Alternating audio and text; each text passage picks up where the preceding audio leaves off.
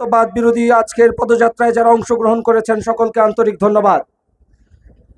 আজ 9 জানুয়ারি 2026, গত 7 জানুয়ারি 2011 সালে এরকম শীতকালে যে সময় ভোরবেলা কুয়াশার চাদর ভেদ করে আসমানের সূর্য উঠে, সূর্যের স্নিগ্ধতা আমরা দেখতে পাই।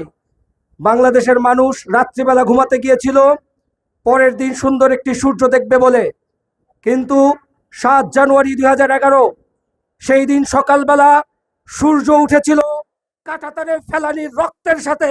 বাংলাদেশের মানুষের হৃদয় ব্যথিত হয়েছিল।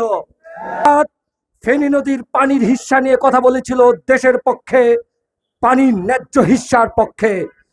সকালে উঠে আমরা খবর পেলাম সারা রাত্র তাকে পিটিয়ে পিটিয়ে সাপের মতো হত্যা করা হয়েছে।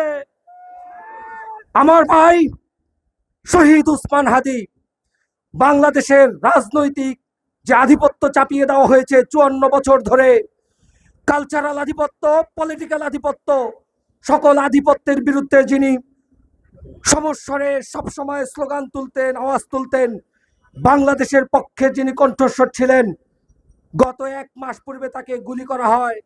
গুলি করে সে আততায়ী দেশ থেকে, সেই খুনি দেশ থেকে পালিয়ে যায় বলে আমরা খবর পেয়েছি। কিন্তু 1 মাস চলে গেল, আজকে রাষ্ট্র তার বিচার নিশ্চিত করতে ব্যর্থ হয়েছে, তাকে গ্রেফতার করতে ব্যর্থ হয়েছে। আর কত রক্ত গেলে, আর কত জীবন গেলে বাংলাদেশের বিচারহীনতার সংস্কৃতি থেকে আমরা বেরোতে পারবো? আমরা আসিয়া, আমার বোন আসিয়া 8 বছরের সন্তান, আমার বোন, তাকে ধর্ষণ করে হত্যা করা হয়। তাদের বিচারের রায় আমরা দেখি, শাস্তির ফয়সালা তাদের এখানে হয় না।